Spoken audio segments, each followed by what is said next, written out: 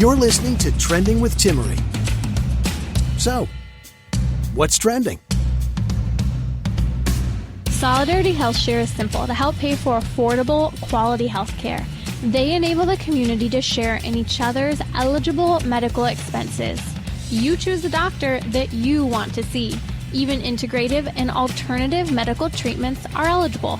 Solidarity HealthShare helps pay for NaPro Technology and costs associated with natural family planning.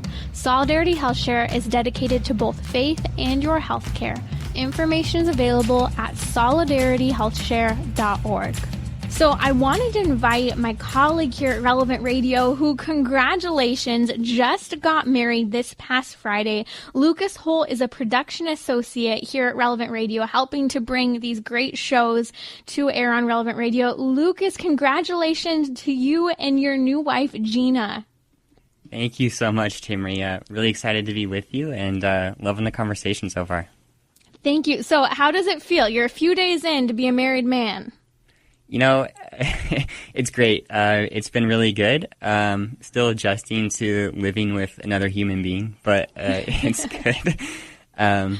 Yeah, we're still learning a lot. You know, we're still trying to figure it out. But I think that's part of the beauty of marriage, is that you learn together and grow together and figure out each other's flaws and each other's strengths and journey towards heaven hand in hand. So it's been fun. This is one of the incredible things I really have to say about being chaste before you get married, not living together before you get married. You have kind of all these new relationship things. I mean, I remember, just kind of debating over how to do dishes and what windows would remain open and the home would still be safe at night, yet we're not blazing hot while we're trying to sleep. All these things come up, but I believe when you have a sense of chastity in your relationship before getting married, it really kind of begins to temper you and your attitude, and the other virtues grow as well that you bring into marriage. Yeah, I think that's absolutely right. And it's funny listening to that clip that you played in this previous segment about that young person talking about how just traveling and things like that brought her happiness. And this question that I think a lot of millennials are asking, which is, what's the point of getting married? Like, if I can still live with the person that I am in love with, that should be good enough. And plus, I get all the benefits of whether it's sex, whether it's just, hey, we share the same finances, whether it's just having somebody to hold on to at night or whatever it may be. The beauty of making that commitment and getting married really has to do, I think, with, as you mentioned, chastity within marriage even. There's, I think, this lie that in order to be fulfilled, I have to receive this, this, and this. But in marriage, it's this paradox where you're actually giving away and actually disciplining yourself can actually bring you joy, which sounds contradictory, but, it's hard to explain it sometimes to young people. But I think that statistic that you pointed out in the beginning about divorce rates actually going down in New York is kind of an evidence that actually this is a good thing. I think that this is a great testament because we don't always have to explain it. Sometimes we think we have to explain all the details, but in reality, our friends, our families, and even strangers in the culture, they see it. They see how, you go grocery shopping together and you're getting along well and you enjoy talking to each other while you're waiting in the grocery line. There are all these little moments that I think people really begin to appreciate about how you live your life and live it. You're living the Catholic sacrament in a special way. And I want to talk about that in just a few minutes here. But first, you had to completely scale back and change your wedding. Can you tell us what your wedding was like in light of the quarantine? Who was there? What the celebration looked like? Yeah, absolutely. So it was a bit of a bummer. Neither of our families could be there in person, but it was really beautiful. We were able to live stream it on YouTube, and they were able to join us that way. And then afterwards, we had a room set up where they could join us via Zoom and they could watch the reception, and we had different family members make speeches and all of that. It was a little strange, I'm not going to lie, walking into this huge church and then it being pretty empty. We did have a few close friends and people who supported us along the way, and a really good priest friend of ours.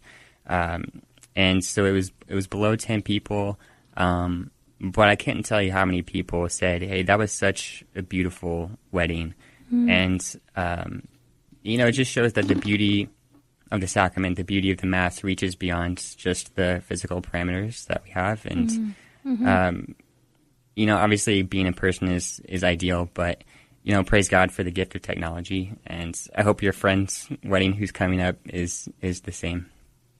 Thank you for sharing that. And it's funny, I have a question for you, because there was a news article that came out that I really think is bogus, and it should be bogus if it isn't, that priests were having to separate the bride and groom from each other, that even the bride and groom had to space out 6 feet. I keep thinking of, the quiet man in that comment, no patty fingers, and I feel like we're in a wedding from 1,000 years ago. Did you guys have to social distance during your wedding? I can say that those rumors are false. No, we did not have to do anything like that. So that's funny though. So that affirms it. No need to social distance with your soon-to-be bride. I will say though, it did cross my mind at one point. I was like, are we supposed to social distance? Can I still kiss the bride at the ceremony? Did you ask permission? I didn't, but perhaps I should have. I love those moments when the groom sometimes is so nervous and excited. He actually asks the permission, can I kiss her now? And it's what's on his mind. The poor guy is just dying. Come on, let's move forward. Let's get through all of this celebration. All right. I've got to say though, low key, I was pretty nervous. I was shaking. Part of me was the reality. I was trying to hide it, but I was it was an excited nervous, but I was low key all right, I hope this goes well. What part were you most nervous about? That's a good question. I think, one thing I was pondering throughout the entire morning was just the reality of the sacrament. And I was kind of just filled with awe of what was actually taking place. In the Catholic Church, we teach that marriage is a sacrament, that it's a real channel of God's grace, but it points beyond itself to a greater union that we have with God. And I just imagined God looking at me the way I was looking at Gina. And that just was I could hardly take it in. So. Yeah. And unconditional love, you start to kind of get a glimpse of why we have in the church kind of conversations like Ephesians chapter 5, when St. Paul talks about this comparison between the bride and groom and Christ and the church, and the sacrifice that the groom makes, and being called to make the same sacrifice that Jesus Christ made in laying down his life for his bride. And maybe that's just starting now with having to downsize a wedding. We'll be back in just a few minutes here with Lucas Holt to hear more about what it's like to have a quarantine wedding.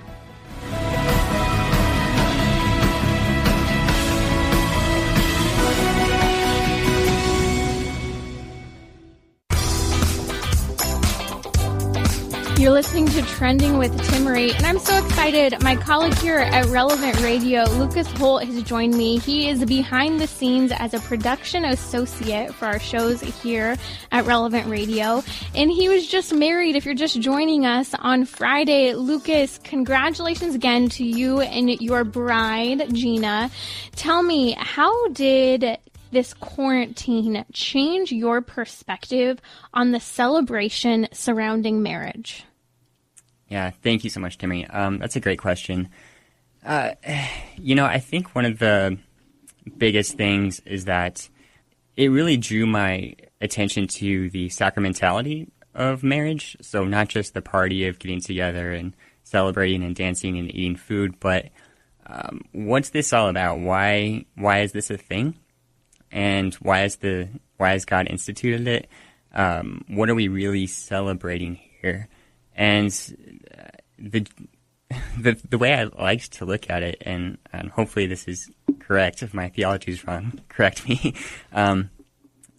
Gina and I coming together as one, it brought me so much joy to think of the fact that no matter how happy I am with her, and I'm going to be even infinitely more happy in the union with God in the wedding to come.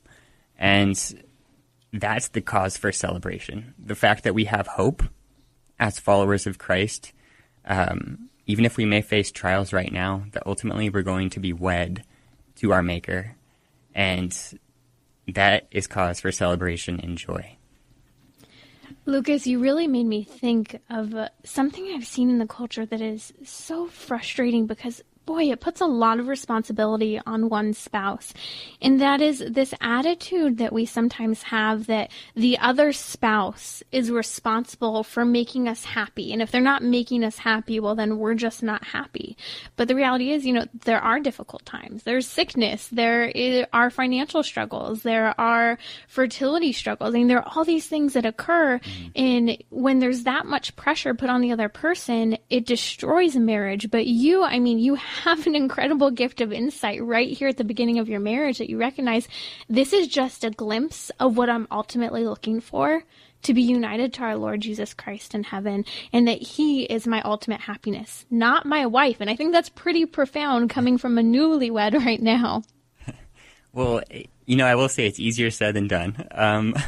It's a struggle to live it out each day, to put God first, but I definitely think that's the key to happiness in marriage. And one of the crazy things is that, oftentimes the joy comes through the trials too. I think, if you just look to, or we're going to travel together, or we get to sleep together now, or if we get to do X, Y, and Z together, it's going to be so amazing because I'm going to be doing it with my best friend. And that's all true.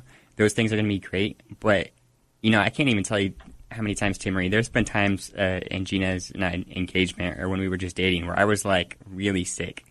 And she would come over and take care of me and help me as I was going through this. And I can't tell you how much joy that brought me to wow, this person cares for me that much. That's amazing. And I think, when we look to the sufferings too, that can bring us a lot of joy too. I don't know if you've experienced that, but... Oh, absolutely. The most difficult moments have been kind of the moments that have strengthened us the most. Last fall, I found out that I had 2 autoimmune diseases that impacted very seriously fertility, and both conceiving and continuing to carry a baby. And I remember calling my husband that day and, just kind of sharing the news with him as I was driving home and processing it. And he kind of said, okay, if you have this, I have this. This is not just one-sided. This is the two of us. And he would remind me over and over again in that first year of marriage, you need to stop trying to live as if you're doing this by yourself. And I think that that's one of the great benefits of a marriage is we really actually begin to understand, wow, this isn't just me. My pain is my spouse's pain, and my struggle is my spouse's, and we're called to carry this cross together now. Yeah, absolutely. I love what you said there, and that's a really beautiful way you put that. And I think, how you phrased that, you realize that you're no longer living for yourself.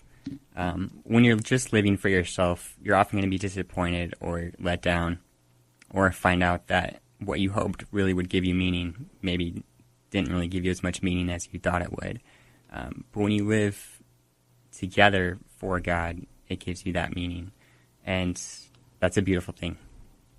Okay, I have another question for you. If you're just joining me, that is Lucas Holt. He and his bride Gina were just married Friday during the quarantine. He works here at Relevant Radio, and he's behind the scenes working on a lot of the shows that you get to hear every day as a production associate.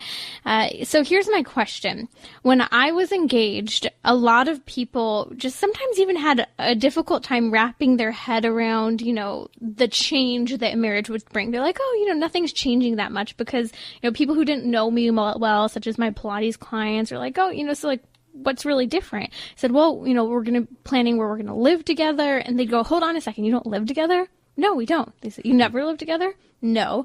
And they would be shocked after making that assumption that we did not live together when they thought we did. And then it was fascinating to me because people who are completely okay with shacking up suddenly had a tremendous amount of respect and curiosity for how I did what I did in waiting to have sex till marriage. Because of course then they ask, okay, well, if you're not living together, are you having sex before you get married? Well, no. And they're like, wow, you're such an anomaly. Did you go through any of that as well? That's really funny. Not a whole lot. But I will say, it's kind of easy to tell sometimes when you're talking to people that they just kind of assume that you're living together, even though neither Gina or I were living together. And that's one of the reasons why we kind of wanted to move up the wedding date too, due to the travel restrictions put in place by the pandemic. We weren't able to really see each other that much. It's really interesting. So are you saying that actually people had more respect for you once you told them that? Yeah, they were sometimes like overly curious. It's like I was that really odd person to them who they couldn't just understand quite yet.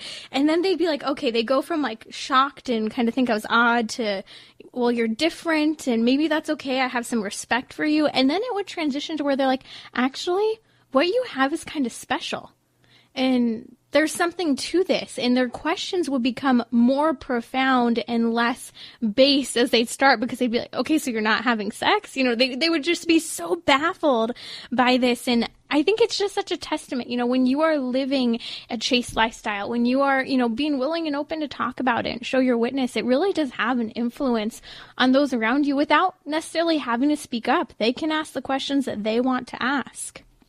Well, it's interesting too, because part of me is wondering now that you mentioned that, like, when did this start? You know, like, when did it become normal to just live together? And I don't have the data on that. It's not something that I've personally done research into. Maybe you have, and because I wouldn't think it would always have been like that. And I'm curious what triggered that, why it's appealing. Contraception made it possible. You know, it really didn't make it possible. Yeah, because before contraception was a norm, there were consequences to having extramarital affairs, having sex before marriage. You know, shotgun weddings used to be a thing because you were supposed to take responsibility for a child. But when that responsibility went away, and then we had the fail-safe of abortion, that changed how we could liberate ourselves sexually, per se. That's a really interesting point, yeah. Gosh, yeah, contraception is a great point, and that's making me think of now St. Pope Paul VI encyclical letter Humanae Vitae, in which he makes that point. It takes away the responsibility.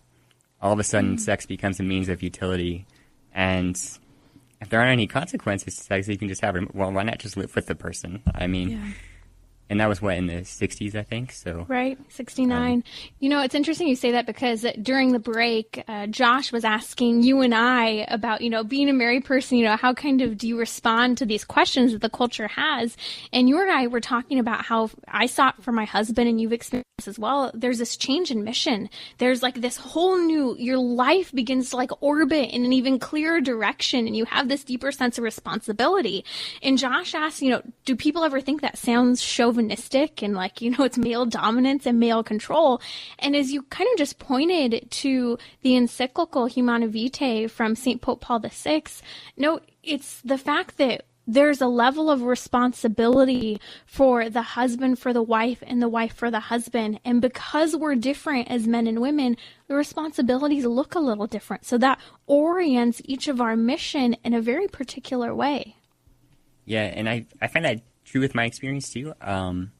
You know, I think I would say one thing that has changed since I've been married is that I have become kind of more mission minded. Like, okay, it's like my job to take care of Gina now and like protect her and make sure she's healthy and well, and not in a domineering way.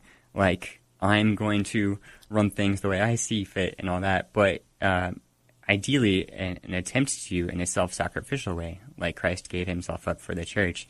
And I think that's one of the biggest lies in current culture, is that if the man's the head of the house, that means the female doesn't have any power. But if the man is the head of the house and he's leading in a way like Jesus, that means that he's going to have the best interest of the woman in mind, and she's actually going to be empowered through that, kind of in a paradoxical way, I think. And that's such a reason why contraception is just not a good thing. You know, I could go on, but I'll spare our listeners. That's Lucas Holt. He's my colleague here at Relevant Radio, production associate. Lucas, thank you for everything that you're doing, and congratulations again to yourself and Gina on your recent marriage. Thanks for being with us. Thank you so much, Timmerie. Really enjoyed it. You can listen to more of Trending with Timmerie via the Relevant Radio app or at relevantradio.com/trending.